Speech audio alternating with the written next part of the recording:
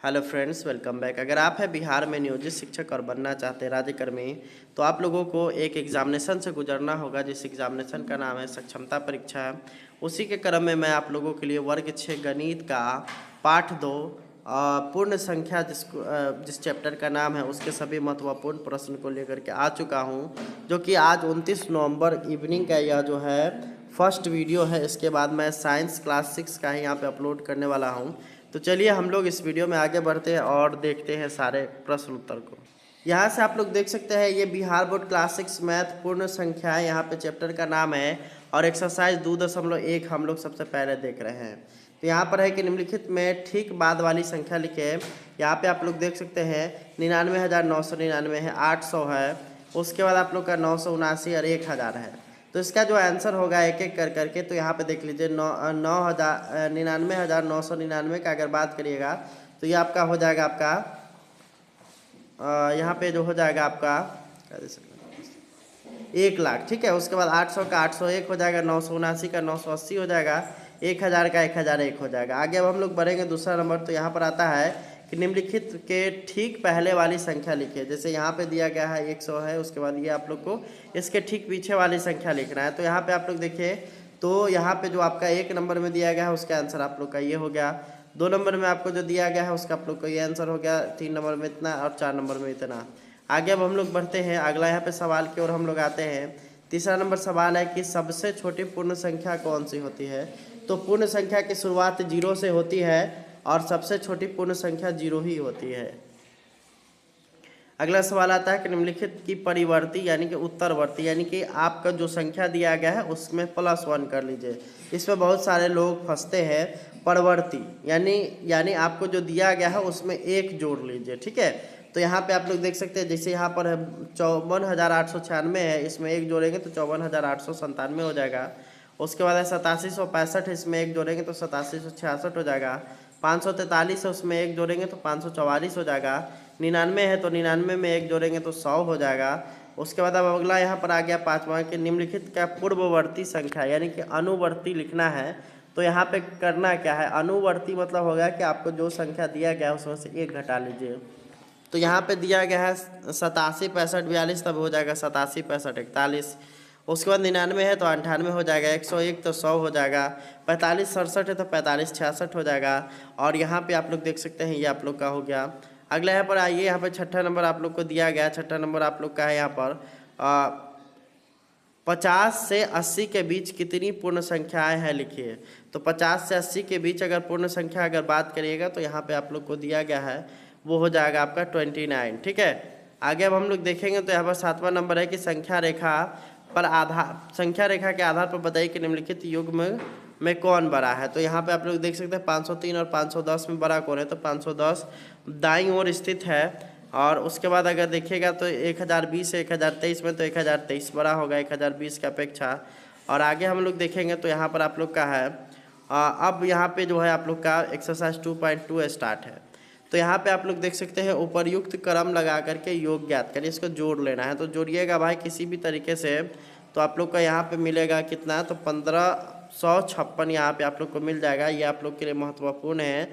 585 है, 956 है और 15 है। उसके बाद है 1675, 946 और 325। इसको जोड़ना है, किस तरह से जोड़ना है यहाँ पे हमने बता दिया है। 2946 यहाँ पे आएगा। आगे यहाँ पर देख सकते हैं 65 + 75 + 35। तो इसका आप लोग अगर इसको हल करिएगा तो 175 आ जाएगा।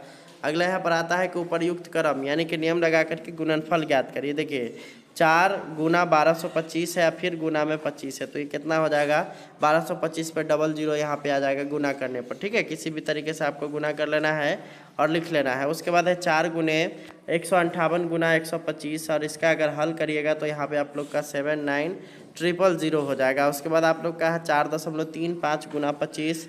तो इसको अगर हम लोग 4.35 को अगर हम लोग यहाँ पे गुना करें तो यहाँ पे आप लोग को कितना मिलेगा 8500, ठीक है। अगला यहाँ पर आता है 8 गुना 29 गुने 125। तो यहाँ पे आप लोग का मिल जाएगा 29,000, ठीक है। अगला हम लोग देखेंगे तो यहाँ पर आप लोग का है निम्नलिखित में से प्रत्येक का मान वितरण नियम द्वारा ज्ञात करिए। तो वितरण नियम द्वारा यहाँ पे ज्ञात करना है। तो यहाँ पे आप लोग देख सकते हैं, इसका आप लोग अगर कॉमन कर लीजिएगा तो 185 कॉमन हो जाएगा, तो 5550 इसका आंसर आएगा। उसके बाद आप लोग अगर बी नंबर इसका देखिएगा तो बी में आपका 120 आ जाएगा। उसके बाद आप लोग आगे बढ़िएगा तो यहाँ पर इसको जो गुना करके कॉमन करके गुना करना है, तो 54 27 9 और उसके बाद डबल जीरो आएगा। उसके बाद है 12 गुने 8 प्लस 12 प्लस 2, तो ये हो जाएगा आपको। इसको अगर गुना कर लीजिएगा तो 120 गुना करके जोड़ लेना है। चौथा नंबर है कि उपरोक्त गुणों का प्रयोग करके गुणनफल ज्ञात करिए। तो गुणनफल आपको निकालना है, तो 585 और 806 इसको गुना करके 34 71 510 हो जाएगा। उसके बाद आपका 2008 गुना 185, इसको अगर गुना करके लिखते हैं तो 37 इकाई दाई सैकड़ा हज़ार 10,000 लाख 3,71,480 आ जाएगा। इसी तरह से प्रक्रिया करके 854 अगर बात करिएगा तो 87,102 आएगा। उसके बाद 258 गुने 1008, इसको गुना करिएगा तो यहाँ पे आप लोग को मिलेगा 26,00,64। अब एक्सरसाइज 2.3 में आते हैं हम लोग। तो यहाँ पर आप लोग का है कि निम्नलिखित में जोड़ का क्रम विनिमय ज्ञात करिए। तो जोड़ का यहाँ पे क्रम विनिमय जोड़ पूछ रहा है, तो इसमें जोड़ का जो क्रम विनिमय है वो चौथा नंबर पर है आप लोग का। तो यहाँ पे ऑप्शन नंबर 4 इसका बिल्कुल सही हो जाएगा।